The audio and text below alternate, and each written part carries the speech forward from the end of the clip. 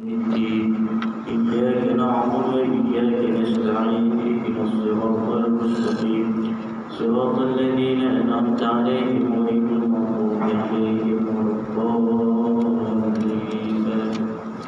بسم الله الرحمن الرحيم. السلام عليكم ورحمة الله تعالى وبركاته.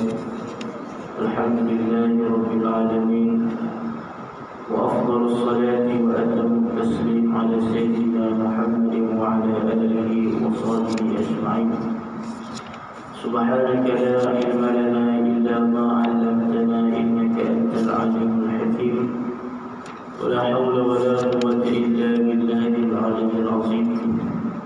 اللهم صل على سيدنا محمد الفاتح لما أغلق والخاتم لما سبق ناصر الحق بالحق والهادي إلى صراطك المستقيم وعلى آله حق قدره ومقداره العظيم. سبحانك لا علم لنا إلا ما علمتنا إنك أنت العليم الحكيم. اللهم لا سهل إلا ما جعلته سهلا وأنت تجعل الحزن إذا شئت سهلا.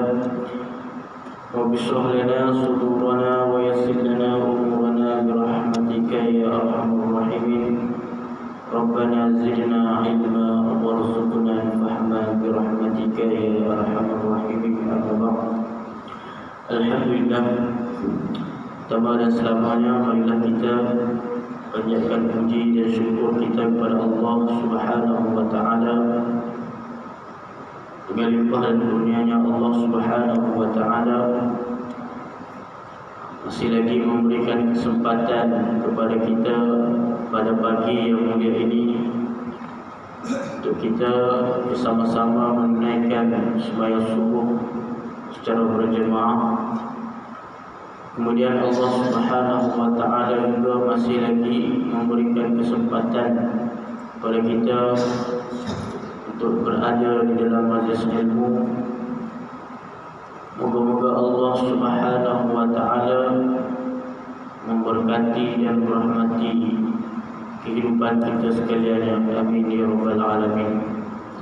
Yang saya hormati Tuan Pengurusi Barisan Imam, Tuan Bilal, Tuan Siap, dan seluruh ahli jawatan kuasa masjid, seterusnya muslimin dan muslimat, mukminin dan mukminat, para asatizah, para alim ulama, tuan-tuan, puan-puan, ibu-ibu, ayah-ayah yang dirahmati Allah Subhanahu wa taala sekalian. Insyaallah tuan-tuan, puan-puan dirahmati Allah Subhanahu wa taala, pagi ini saya akan kongsikan sedikit tazkirah ataupun kuliah yang saya akan bacakan beberapa hadis Nabi SAW yang saya ambilkan dari dalam kitab Lubabul Hadis karangan Imam As-Suyuti rahimahullah ta'ala. Jadi kitab Lubabul Hadis ini tuan-tuan dan puan Allah Subhanahu wa taala, ini satu kitab hadis yang dikarang oleh Imam As-Suyuti. Jadi Imam As-Suyuti rahimahullah ta'ala itu seorang imam yang tidak asing lagi namanya, yang sering kita dengar. Seorang imam, seorang ulama besar, banyak mengarang kitab di dalam berbagai disiplin ilmu, di dalam ilmu hadis, di dalam ilmu fiqh, di dalam ilmu aqidah, di dalam ilmu bahasa Arab dan sebagainya. Di Imam Suyuti ini antara ulama yang sangat produktif di dalam mengarang kitab. Beliau wafat di Mesir pada tahun 1960 Masihi, bersamaan bersamaan tahun hijrahnya 1300, wafat pada tahun 1350 tak silap, itu Imam As-Suyuti.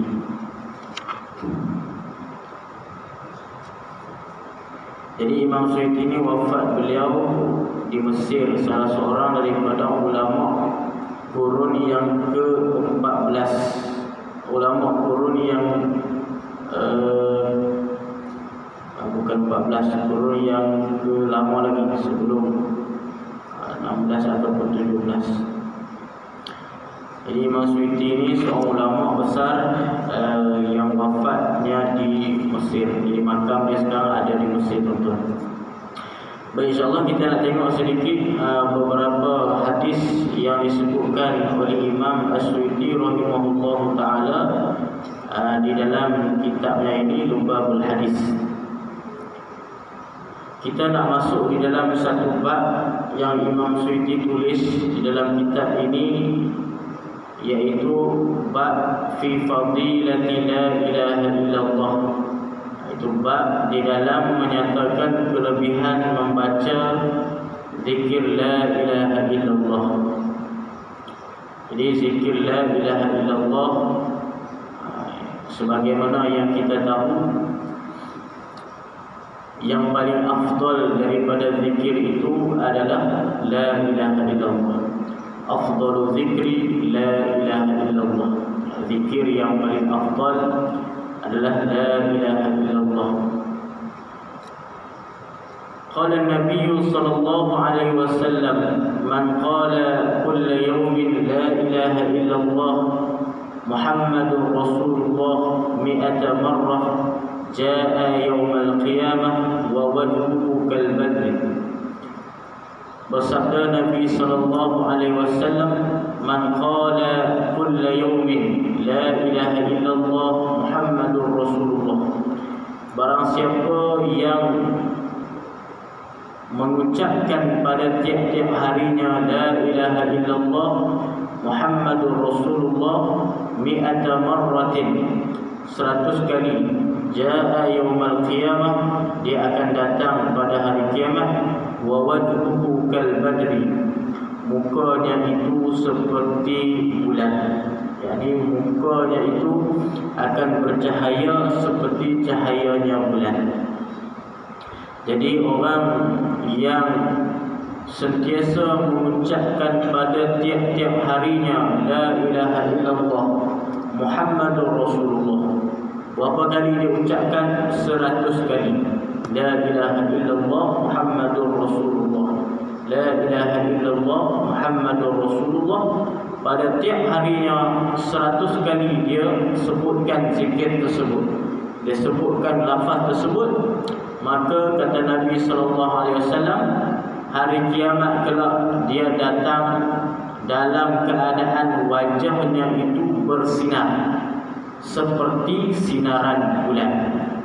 Ini tuan-tuan, ini kelebihan yang Allah Subhanahu wa taala bagi dekat orang yang sentiasa mengucapkan zikir la ilaha illallah Muhammadur Rasulullah.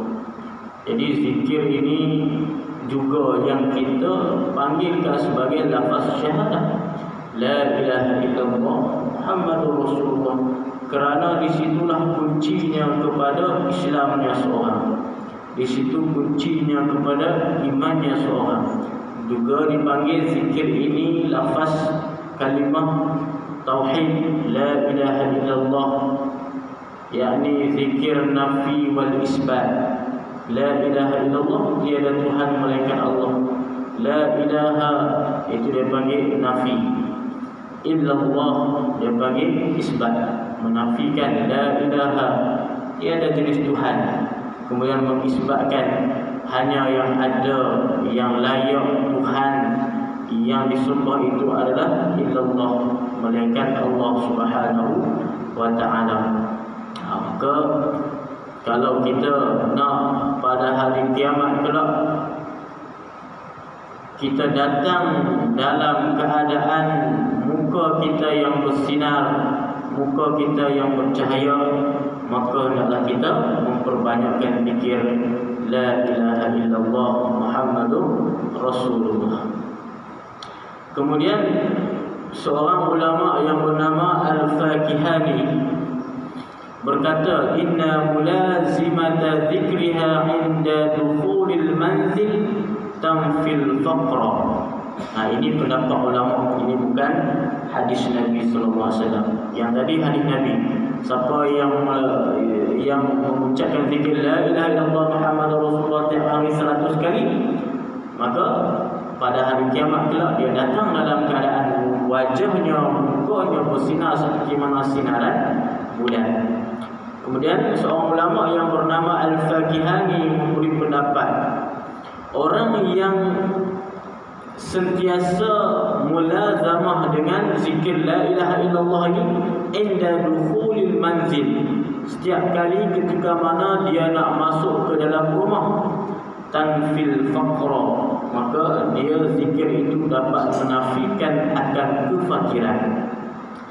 Jadi zikir ni la ilaha illallah, setiap kali kita nak masuk rumah, setiap kali kita nak masuk rumah, kita mulazamah, kita sentiasa zikir la ilaha illallah, maka kata seorang ulama yang bernama Al-Fakihani, maka seorang itu akan dapat terhindar daripada sifat fakir.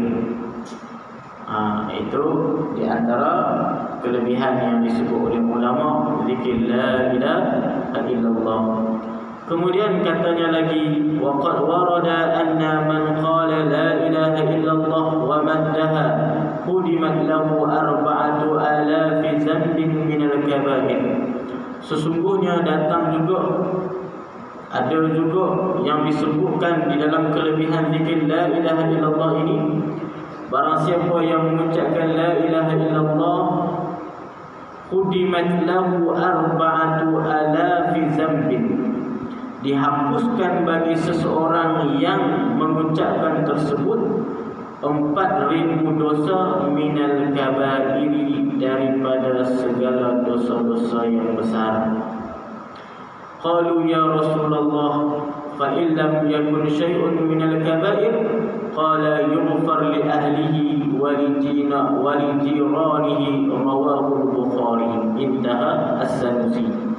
Ini pendapat yang dinaqalkan, disebutkan oleh Imam As-Sanusi rahimahullah ta'ala, yang beliau naqalkan juga daripada hadis Nabi sallallahu alaihi wasallam.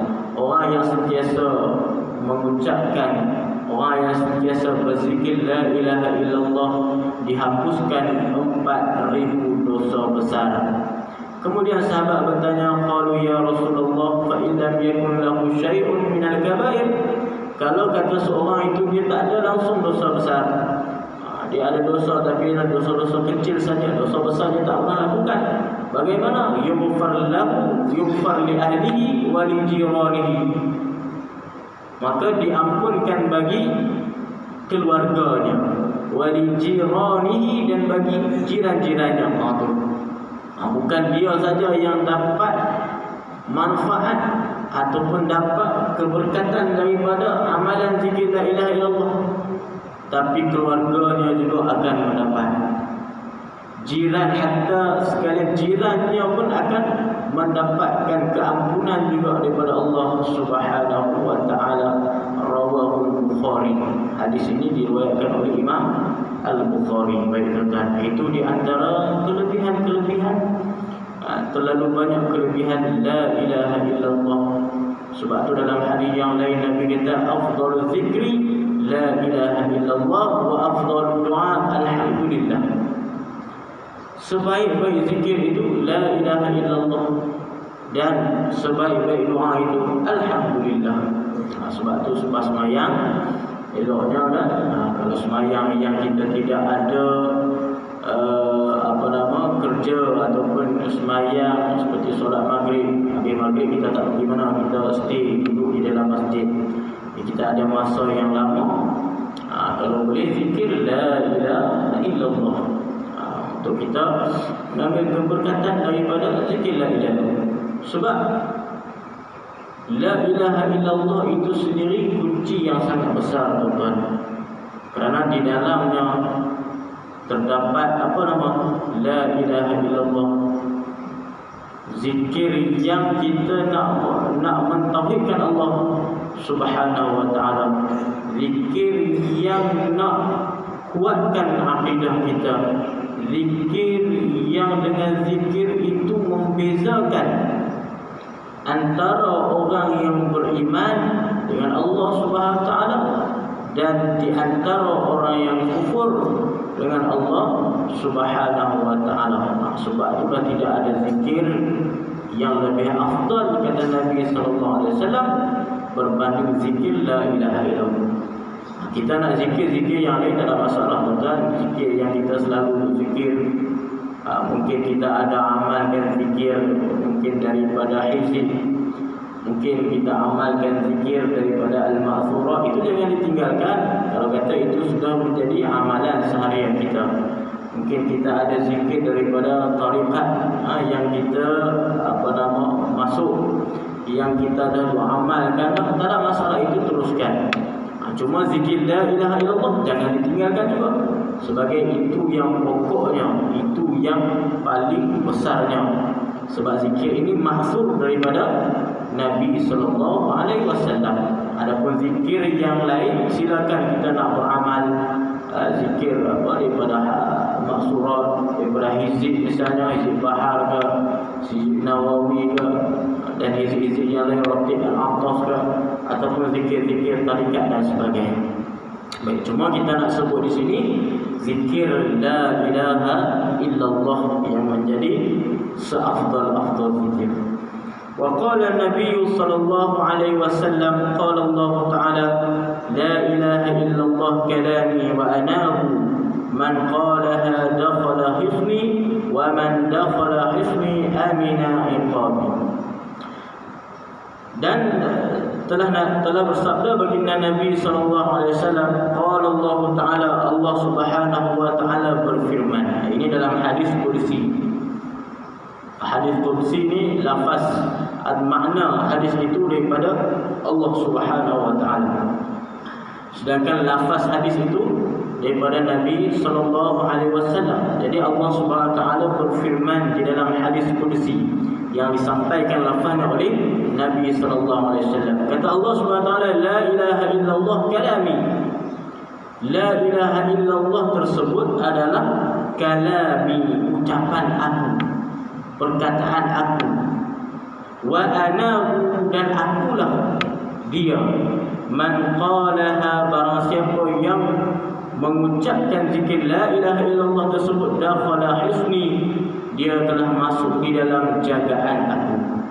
Wa man dakhala hisni amina iqabi, barang siapa yang masuk di dalam jagaan aku, di dalam pengawasan aku, kata Allah, amina iqabi, dia aman daripada azab aku, aman daripada siksaan aku, aman daripada kemurkaan aku. Itu kata Allah Subhanahu wa taala di dalam hadis qudsi. Jadi ini satu benda yang besar, tuan-tuan. Walaupun kita tengok benda ini hanya perkara zikir itu pendek saja, ya, pendek. Tapi pahala dan juga kelebihan yang disebut oleh Nabi sallallahu alaihi wasallam terlalu banyak dan terlalu besar. Orang yang berzikirkan la ilaha illallah, kata Allah, dia masuk dalam penjagaan penguasaan. Dia duduklah di dalam bawah penguasaan aku sehari-hari. Orang yang berzikir la ilaha illallah, dia masuk di dalam penguasaan aku dan dia aman daripada azab siksaan aku. Itu betul. Kemudian lagi, wa qala an-nabi sallallahu alaihi wasallam, addu zakata abdanikum biqauli la ilaha illallah, tunaikanlah kamu akan zakat badan kamu dengan ungkapan, dengan ucapan la ilaha illallah. Ini apa maksud zakat badan? Ini maksudnya seolah-olah bila mana kita menyebut la ilaha illallah, seolah kita sedang menunaikan zakat daripada zakat badan kita. Maksud zakat di sini bukanlah maksudnya dengan zakat yang seperti mana kita faham, zakat dikeluarkan dengan duit dan sebagainya, bukan. Maksudnya kita telah menunaikan bahagian hak daripada badan kita. Ini badan kita, roh kita, jasad kita ada hak dia. Maka seolah bila kita zikir la ilaha illallah, kita menunaikan hak, menunaikan sesuatu yang berhak kita tunaikan, iaitu daripada zakat yang dipanggilkan dengan zakat badan. Itu zikir la ilaha illallah juga dikatakan. Kemudian lagi waqala Nabi sallallahu alaihi wasallam ma min 'abdin yaqulu la ilaha illallah Muhammadun Rasulullah illa qala Allah ta'ala sadaqa 'abdi ana Allah la ilaha illa ana ashhidukum ya malaikati qad ghafartu lahu ma taqaddama min dhanbihi wa ma ta'akhkhara. Kata Nabi SAW, ma min 'abdin yaqulu la ilaha illallah Muhammadur Rasulullah.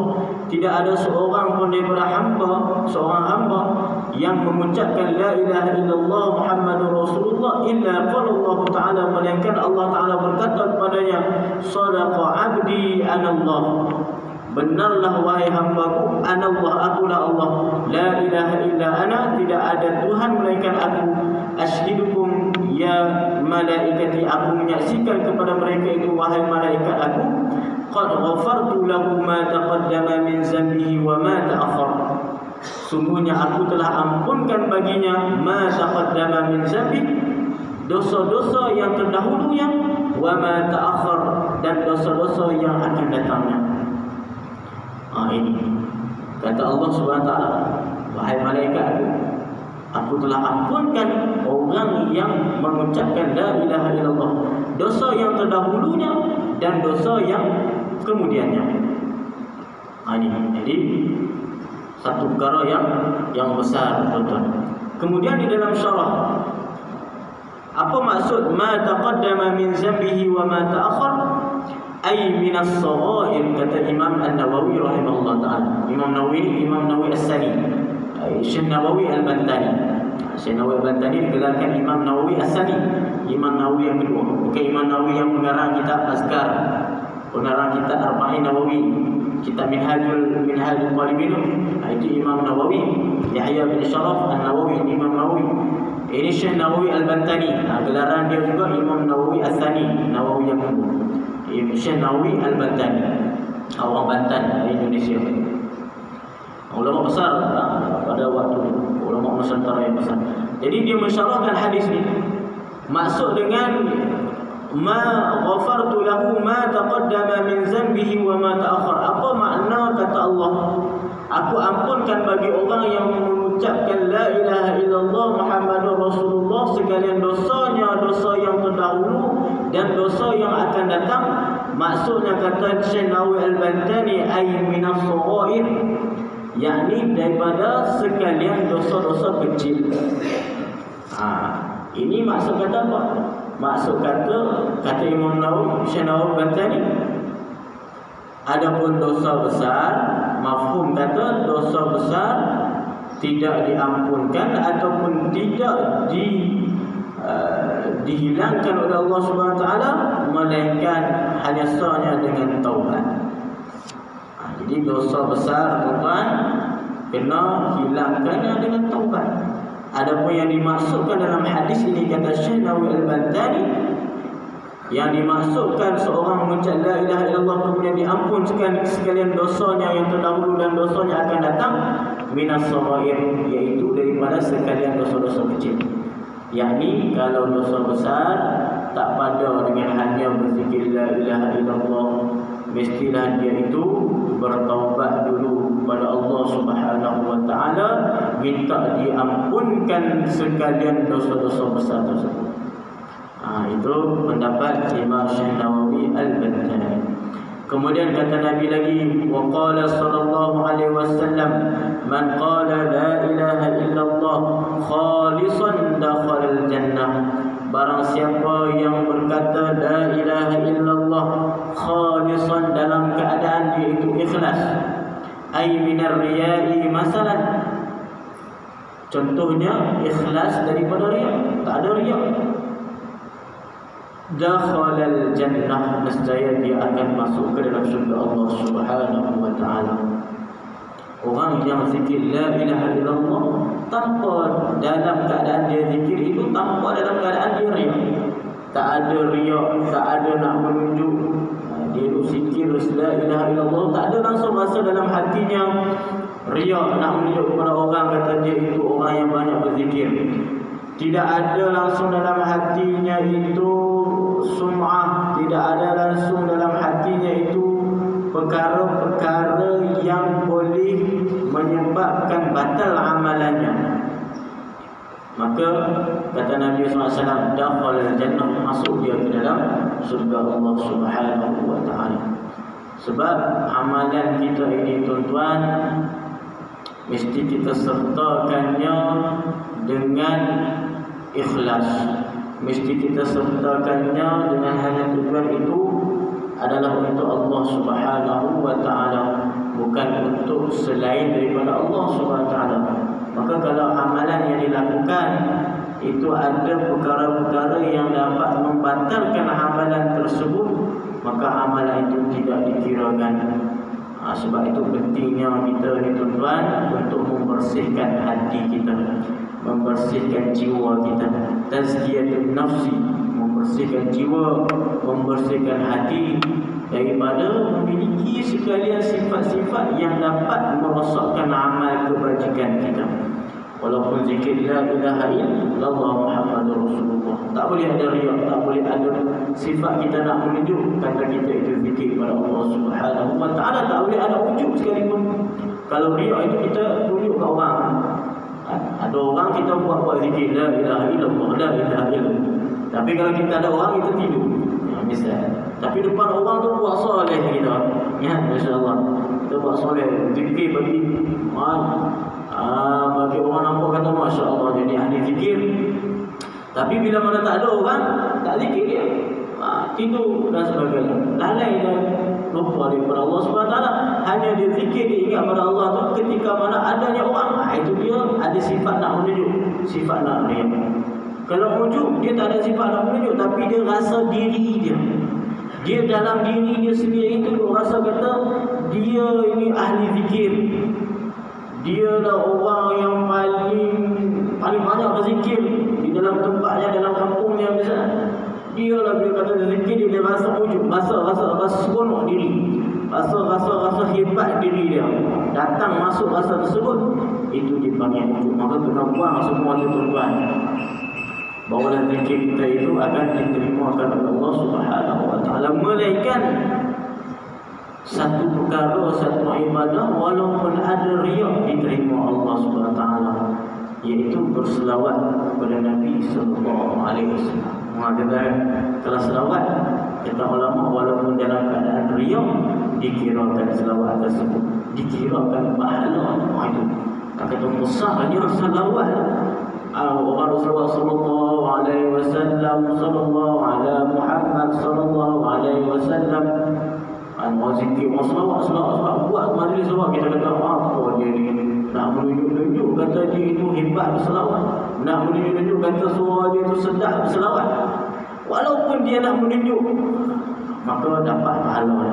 Itu melainkan selawat. Adapun ibadah yang lain, zikir yang lain, mesti kita kena sertakan dengan buang sekalian perkara-perkara tersebut. Termasuk ini zikir la ilaha illallah. Yang Nabi kata, orang yang zikir la ilaha illallah dalam keadaan dia itu ikhlas, buang segala perkara-perkara yang yang buruk daripada riya, sifat ujub, sifat takabur dan sebagainya, maka masuk dia ke dalam syurga Allah Subhanahu wa taala. Hadis yang terakhir tuan-tuan sebelum kita tutup, wa qala Nabi sallallahu alaihi wasallam, man kana awwalu kalamihi la ilaha illallah wa akhiru kalamihi la ilaha illallah wa amila alfa sayyi'atin in 'asha alfa sanatin la yas'aluhu 'an dhanbin wahidin. Barang siapa yang adalah awal percakapan, awal kalamnya, awal lafaznya la ilaha illallah, Maksudnya awal kali dia bersyahadah itu dengan syahadah la ilaha illallah. Bila mana dia keluar daripada dunia ini, perkataan yang pertama sekali dia dengar adalah la ilaha illallah. Sebab tu bagi bila mana lahir disunatkan untuk azan, disunatkan untuk iqam. Kerana dalam azan dan iqamah itu mengandungi lafaz la ilaha illallah. Maka orang yang awal lafaznya, awal dia mendengar lafaz waktu mana dia keluar di dunia ini, dia dengar la ilaha illallah. Wa akhiru kalamihi la ilaha illallah. Dan akhir daripada perkataan yang dengarnya itu adalah la ilaha illallah. Maksudnya dekat dia nak mati, la ilaha illallah. Lepas tu sunnah kita talqinkan la ilaha illallah dekat orang yang sakaratul maut. Kalau kata dia sendiri tak boleh nak ucapkan, paling kurang dia dengar. Sebab tu bila ada orang tengah nazak, kita pergi dekat dia, la ilaha illallah, talqinkan dia. Kita ajarkan dia la ilaha illallah supaya kalaupun dia tak boleh lafazkan dengan lidahnya, dengan mulutnya, tapi sekurang-kurangnya perkataan yang dia dengar yang terakhir sebelum dia meninggalkan dunia ini adalah la ilaha illallah. Maka kata Nabi, orang yang awal kalamnya itu dia mendengar la ilaha illallah waktu dia lahir, waktu dia nak mati itu la ilaha illallah juga dia dengar. Wa amila alfa sayyi'atin, dan dia melakukan 1000 kejahatan. In asha alfa sanatin, kalau kata dia itu kalau kata dia hidup 1000 tahun, la yas'aluhu an zambin wahidin, dia tidak akan ditanyakan ke atas dosanya walaupun satu. Jadi orang ni orang Islam, orang dia ini orang beriman. Pada awal kalamnya dia mendengar la ilaha illallah. Kemudian dia diberikan hidup oleh Allah Subhanahu Wa Taala, walaupun hidupnya itu katakanlah 1000 tahun hidup, yakni hidup yang panjang. Tapi di dalam hidup yang panjangnya itu dia hanya melakukan dosa kepada Allah Subhanahu Wa Taala. Terlalu banyak dosa-dosa yang dia lakukan kepada Allah Subhanahu Wa Taala. Tapi pada akhir kalamnya, dekat dia nak wafat, dekat dia nak mati, dia mendengar kalam la ilaha illallah. Kata Nabi, la yas'aluhu an zambin wahidin, dosanya yang banyak tadi Allah Ta'ala tak tanya. Itu nak kata besarnya la ilaha illallah. Itu penting tuan-tuan. Kita ada sahabat kita, ahli keluarga kita yang nazar, maka jangan tunggu saja, kan? Pergi dekat telinga je, la ilaha illallah. Kita tengok ada tanda-tanda dia nazar, pergi dekat dia, la ilaha illallah. Tak perlu yang panjang, tak perlu nak kena mengucap asyhadu an la ilaha illallah wa asyhadu anna Muhammadar Rasulullah. Pendek ke apa? Sebab keadaan orang yang nazak bukan sama dengan keadaan kita dalam keadaan macam ni. Kita boleh dengar, boleh ikut, tapi keadaan orang yang nazak itu belum tentu. Sebab semua itu adalah berdasarkan kita punya mungkin keadaan manusia ini tak sama. Mungkin ada yang mudah waktu dia nak pergi untuk melafazkan la ilaha illallah. Mungkin ada yang susah, itu di atas kehendak Allah Subhanahu Wa Taala, la qadarillah. Itu di atas kehendak Allah Subhanahu Wa Taala. Paling kurang kita talqinkan kepadanya la ilaha illallah, agar kalam ataupun kalimah yang terakhir dia dengar sebelum dia meninggal dunia adalah kalimah la ilaha illallah. Maka dengan kalimah itu adalah satu perkara yang besar, yang akan mungkin dengan asbab keberkatan, asbab la ilaha illallah yang didengar tadi, mungkin boleh menyelamatkan dia, mungkin boleh menjadi syafaat kepadanya di hari akhirat kelak, ketika mana dia bertemu dengan Allah Subhanahu Wa Taala, tuan-tuan. Jadi sekadar itu saja, tuan-tuan, kelebihan-kelebihan yang disebutkan di dalam beberapa hadis di dalam kitab Lubabul Hadis karangan Imam Asy'uti ini. Moga-moga apa yang kita sampaikan pada pagi ini, apa yang kita bacakan pada pagi ini menjadi buah manfaat kepada kita untuk kita beramal, supaya kita dapat bertemu dengan Allah Subhanahu Wa Taala nanti di dalam keadaan yang bersedia, di dalam keadaan yang penuh dengan membawa amal kebajikan kita. Wallahu a'lam bishawab. Bismillahirrahmanirrahim. Alhamdulillahirabbil alamin, wassalatu wassalamu ala asyrafil anbiya'i wal mursalin wa ala alihi wa sahbihi ajma'in. Allahumma faqihna fid din wa 'allimna ma yanfa'una min ibadikas salihin. Rabbana atina fid dunya حسنة وفي الآخرة حسنة وقنا عذاب النار وصلى الله على سيدنا محمد وعلى آله وصحبه أجمعين والحمد لله رب العالمين والسلام عليكم ورحمة الله وبركاته.